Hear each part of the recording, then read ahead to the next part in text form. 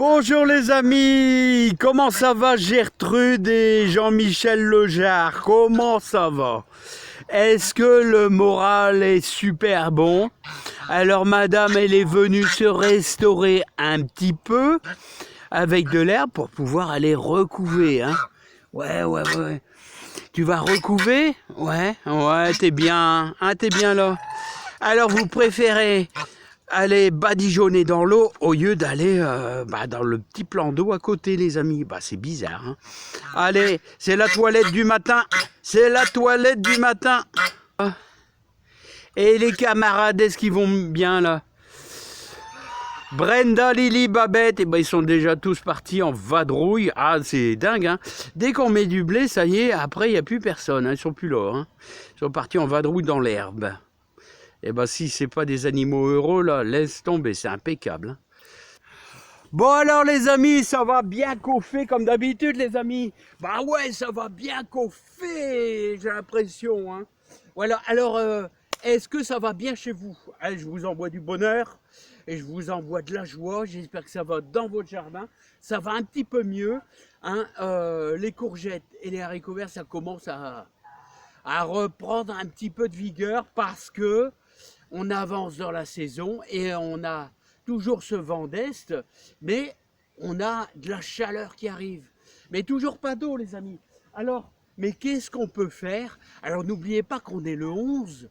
Alors, le 11, le 12 et le 13, 3 jours où on est en jour feuille, en jour de semis de feuilles. Donc, vous pouvez semer salade, voilà, Batavia. Alors, comme je vous ai dit, nous on a fait de la soprane parce qu'elle est longue à monter en graines. Hein, vous pouvez faire de la grosse paresseuse, vous pouvez faire aussi, je sais plus là. Moi je prévois de faire un petit peu de mesclin, voilà, bon, et par la suite, mais bon. Je pense que je vais attendre juillet pour semer un petit peu de navets. Les navets, c'est très délicat. Et, alors, vous pouvez semer des haricots verts en permanence, tous les jours si vous voulez. Vous pouvez récolter les fraîches. Alors, ce midi, on va se faire chantilly, fraises du jardin. Là, heureusement que j'ai mis un filet. Fraises du jardin, chantilly, puis une boule de glace à la vanille. Et je pense que ça va être pas mal. Hein, un petit peu de chantilly au-dessus. Ça va être pas mal. Alors, allez, on va faire un petit tour dans le jardin. Et je vais vous faire voir quelques trucs sur ma petite chaîne de jardin.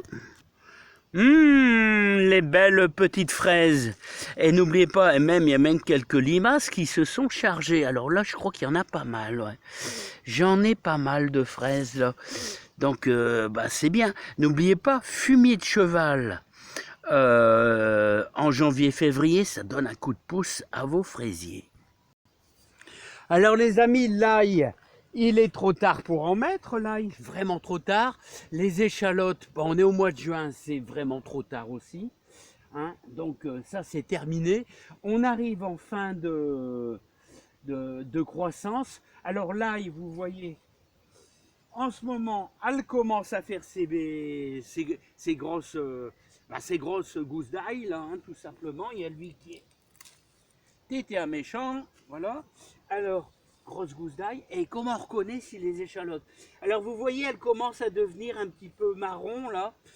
Ça veut dire que la croissance est presque finie. Mais pas tout à fait. Il y a encore du vert. Alors, si longtemps que vous avez du vert comme ça, c'est que c'est pas encore mûr. Voilà. Et puis après, on les laissera sécher. On les retirera. On les laissera sécher sur le sol, comme faisait mon grand-père. Voilà, les amis.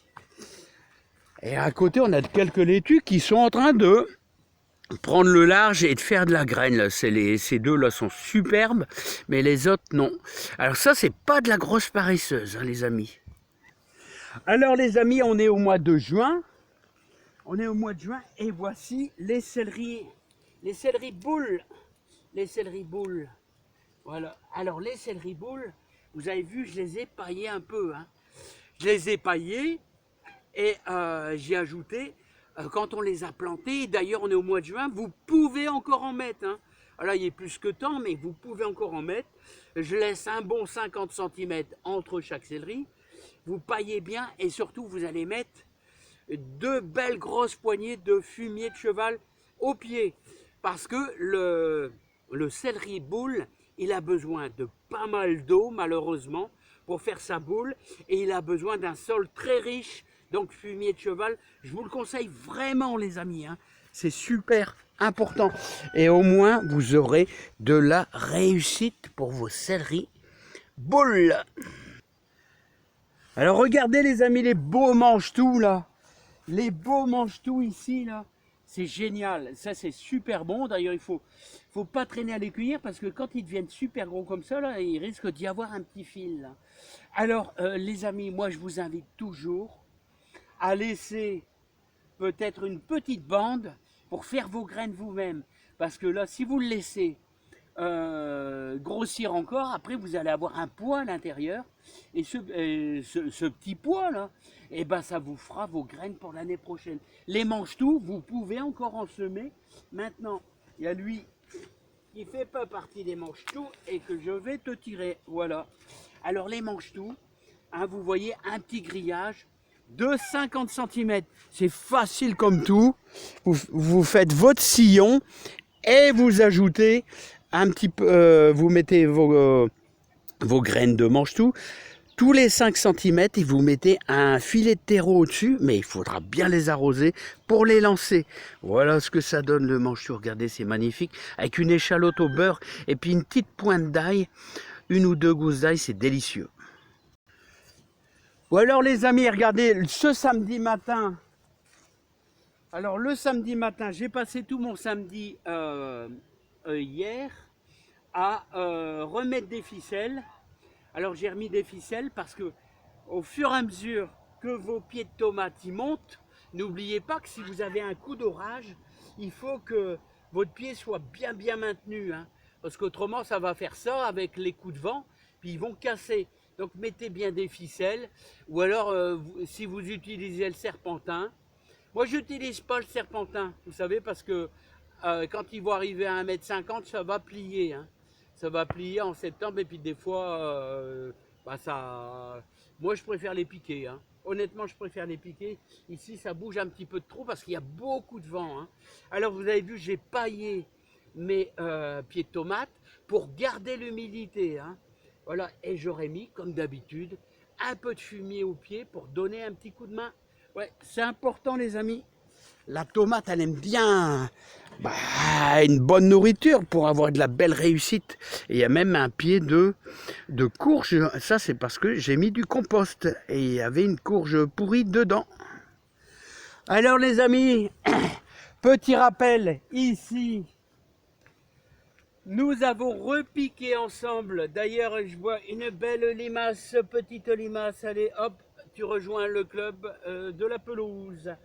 Voilà, alors ici, et encore une, allez hop, ils vont tout manger.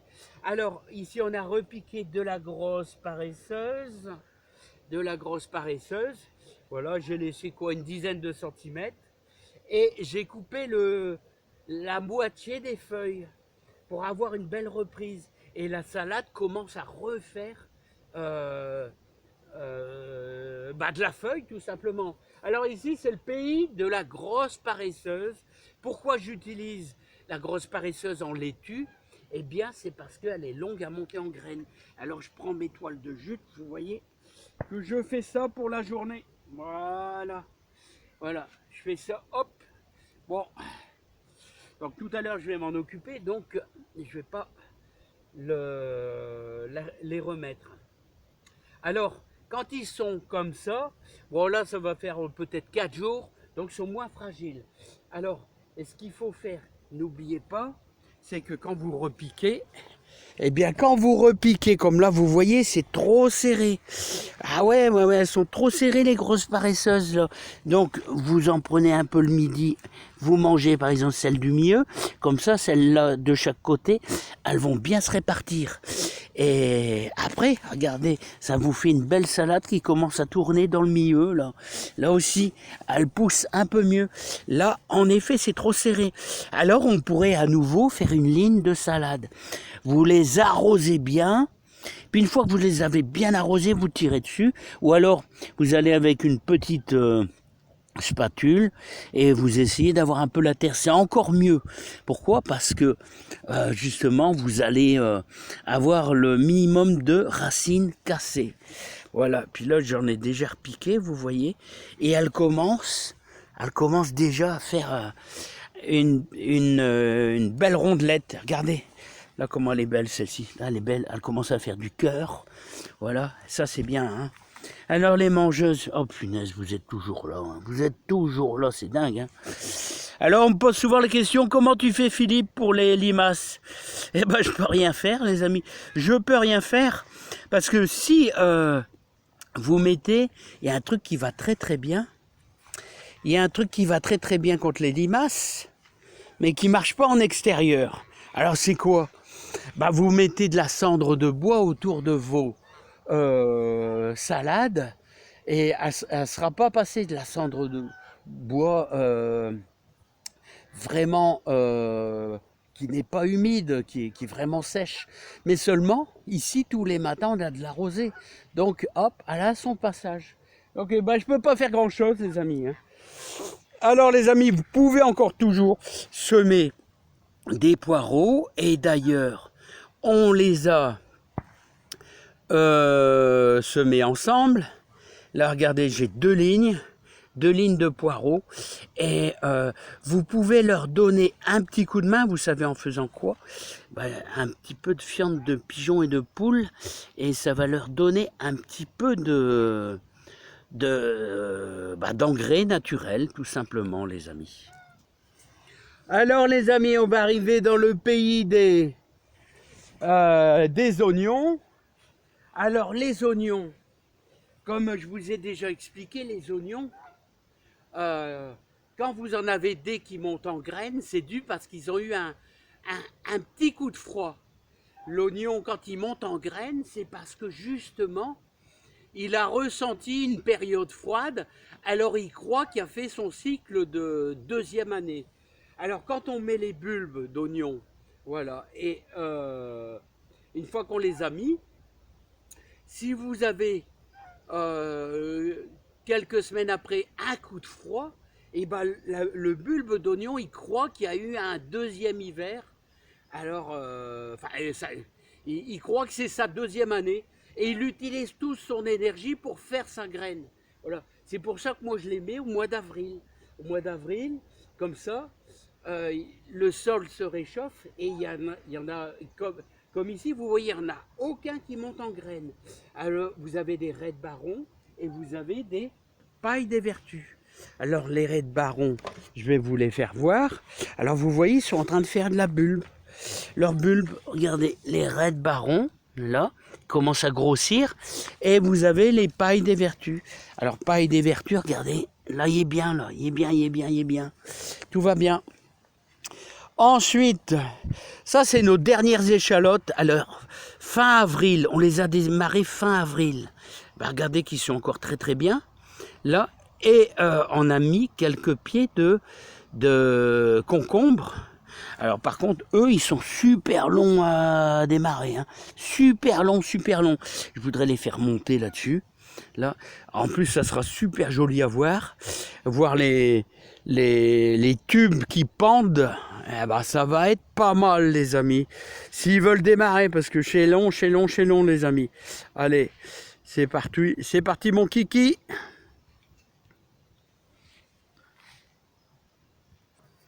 Alors, les amis, là, on arrive dans le pays des courgettes. Le pays des courgettes, vous avez vu le matin? Le matin, ils redressent leurs feuilles. Ils font des belles fleurs. Super. Avez-vous remarqué que j'ai changé de variété? Mais je ne saurais plus vous dire quelle variété c'est. Je ne me rappelle plus. Mais c'est toujours... bon, on verra bien. Je ne me rappelle plus. Franchement, je ne me rappelle plus. Alors, les courgettes, regardez, enfin, elles démarrent. Elles vont nous faire plein de fleurs et donc plein de courgettes. Les haricots verts, ça va un petit peu mieux. Ils redémarrent aussi. Alors, vous savez que des haricots verts, vous pouvez semer des haricots verts quasiment tous les jours si vous voulez. Mais seulement, il y a une date fatidique qui est en général le 8 août où c'est la fin. Et encore le 8 août, c'est un petit peu osé. Parce que l'haricot vert, quand vous le semez et quand vous le récoltez, il lui faut au moins 2 mois. Donc 8 août, 8 septembre, 8 octobre. 8 octobre, c'est déjà la date limite parce qu'il fait froid. En dessous de 15 degrés, il ne pousse plus l'haricot vert, il ne pousse plus.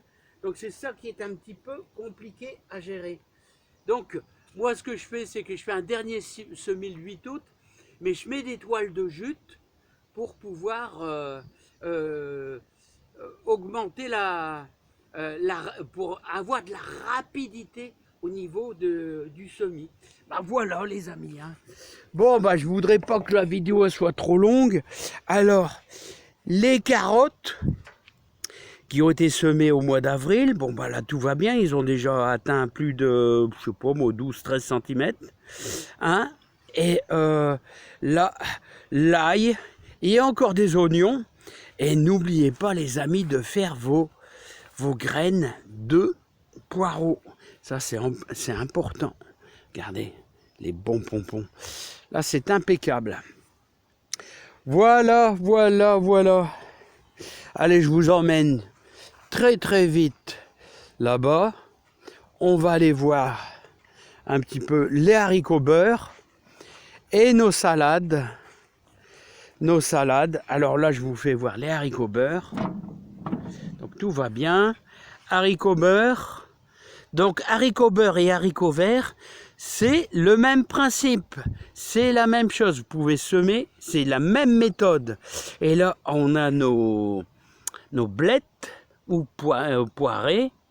Et là, notre ligne de laitue. C'est tout neuf, ça vient d'arriver, ça vient de sortir. C'est nos laitues Soprane. D'ailleurs, je vais arroser un petit coup avec l'arrosoir. Bon, bah j'aurais tout dit les amis. Bon, bah les amis, on terminera. Alors, vous voyez, ici, on est dans la serre. Et bah, les tomates, c'est autre chose. Hein. Les pieds de tomates, c'est autre chose. Alors, vous voyez, je démarre sur deux hampes de tomates, c'est-à-dire, hop, un côté et un autre côté. Autrement dit, je laisse démarrer un gourmand à chaque fois. Bon, je fais pas ça à chaque fois, hein, les amis. Hein. Je fais pas ça à chaque fois. Hein. Comme ici, elles sont super vigoureuses. Voilà. Et regardez, ça commence à démarrer, hein. Ça dépend lesquelles. Ah ouais, là, regardez. Oh punaise. Je crois que c'est la plus grosse du club, hein. Ouais, celle-là, ça commence à démarrer. Hein. Ça commence à démarrer. Hein. Oh là là, que ça va être bien. Regardez, ça commence à démarrer. Ça fait plaisir. Bon, allez, maintenant, bah c'est pas tout ça. Alors, c'est pas tout ça. Maintenant, je vais tout simplement aller chercher un peu de pommes de terre nouvelles pour ce midi. Oh, quel délice, hein, les amis. Mais quel délice. Alors, pour ceux qui vont semer de la salade, n'oubliez pas de faire de la terre fine. Enterrez vos graines avec de la terre super fine.